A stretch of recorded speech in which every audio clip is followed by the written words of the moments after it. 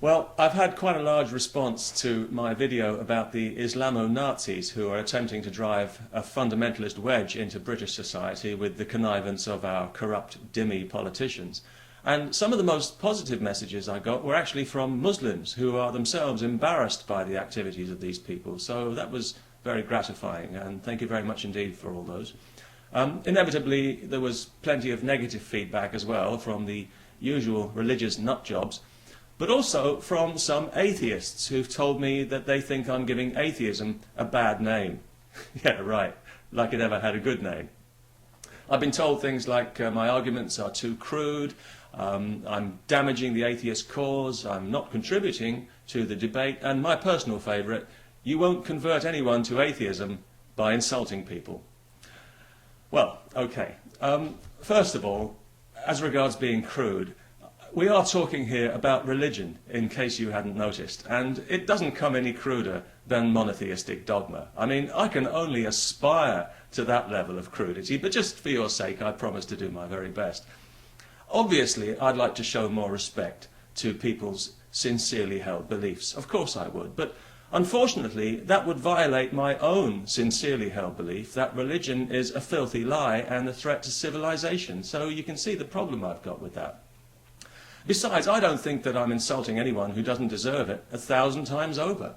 I also think that if we did a bit more insulting and a bit less pointless debating, then religion might not have such a falsely inflated idea of its own importance, and there might not be so many people on this planet who want us all to live our lives according to ideas and stories that would embarrass a second-rate fantasy novelist.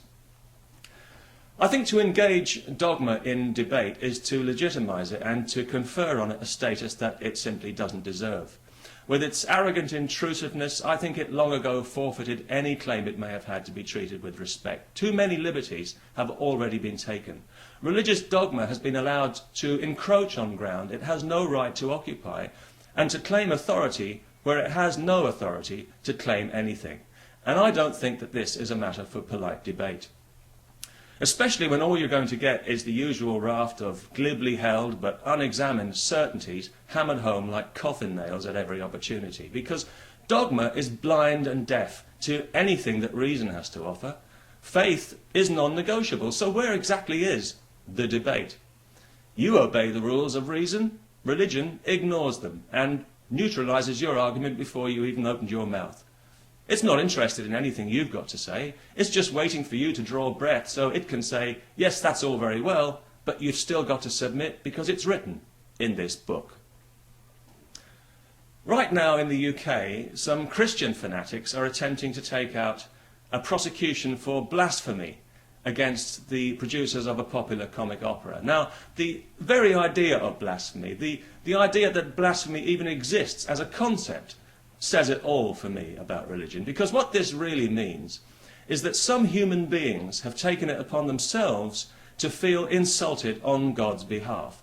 They don't trust God to decide for himself whether to be insulted and to deal with the matter in the appropriate way on Judgment Day. No. They want to see punishment dished out right here on earth for their own satisfaction. Because it's not really about God, is it? It's really about them and their personal mental illness, as it so often is when religion is exploited and misused by pig-ignorant, narrow-minded zealots. This is the same mentality that wants to compel us all to live in the past.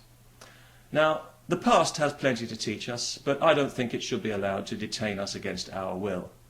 Freedom from religion, from other people's unprovable beliefs, is our basic human right. At least I think it is.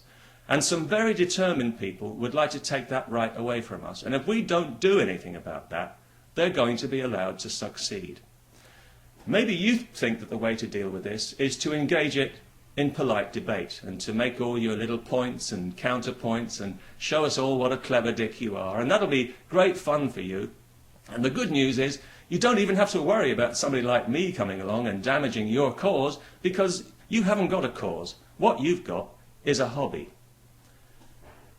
If God existed, and if I had any reason to ask him for anything, I think I'd probably ask him to save me from the curse of polite and deferential atheists. Religion is out of control right now precisely because too many people have been too diplomatic for too long. If we'd had the balls to do some straight talking years ago when we should have, and put this insulting nonsense in its rightful place with astrology and palmistry, we wouldn't even be talking about this now. We'd be doing something more useful with our time. What a waste of an enlightenment. So my position is pretty clear. Believe whatever you want, but if you want me to believe it, then provide evidence or expect mockery and ridicule. Do not expect polite debate. I'm not trying to convert anyone to anything. I don't give a damn what anyone believes, as long as I don't have to keep hearing about it. And by the way, that would include condescending atheists, just for future reference.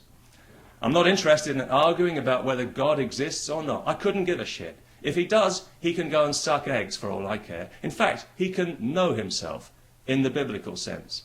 Because I want nothing to do with any God who would encourage murder on his behalf, which the God of the desert repeatedly does. In fact, I'm ashamed and embarrassed to have been created by somebody with such moronic values, which is why you'll never hear me bragging about it.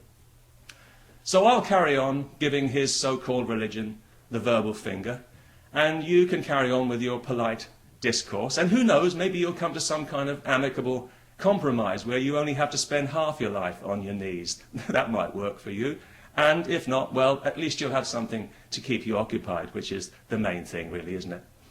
Okay, that's enough. I'm out of here. Peace and love to one and all.